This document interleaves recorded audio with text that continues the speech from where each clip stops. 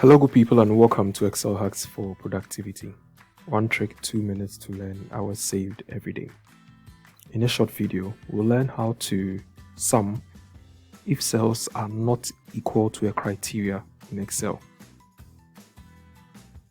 My task is to isolate full-timers and calculate the total salary of other staff, those who are not full-timers. To do this, we can use a filter or we can use a dedicated formula to calculate the salary. Now, I can apply the filter icon by standing in the header row and pressing Ctrl-Shift-L. So if you want to filter and the filter icons are missing, you can use Ctrl-Shift-L to activate. Now, you can use the filter icon to see a list of unique items in this particular column. So in this case, I will uncheck full-time, and I now have those who are not full-time filtered out. At this point, if your data is set out like this, you can stand below and press Alt equal to sum up. You get subtotal instead of sum because of the hidden rows or the items that have been filtered out. So this is the total salary of those who are not full-timers. Let's say you don't want to use the filter icon and you want to use a dedicated formula.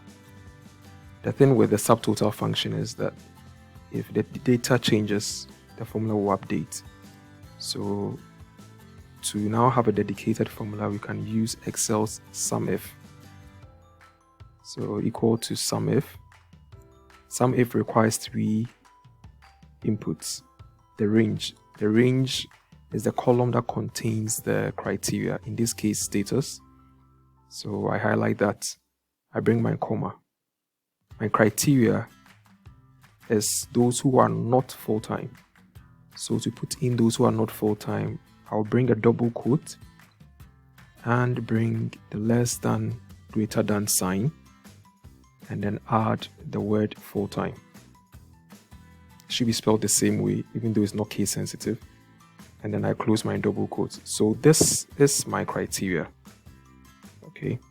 And then my sum range is where the numbers will be calculated from. So I'll highlight this salary and I'll close this.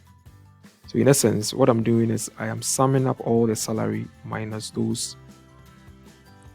full-timers. Every other criteria will be captured in here. So I'll click enter and this gives us the earlier calculation that we had. This is not dependent on the filtered table. Please practice and add it to your list of Excel tricks. For more of these short videos, you can send ad to this WhatsApp number.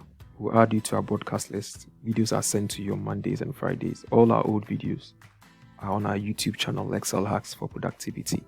Please visit, click subscribe for notification of new videos, or give us a like on our Facebook page. Thank you so much for watching.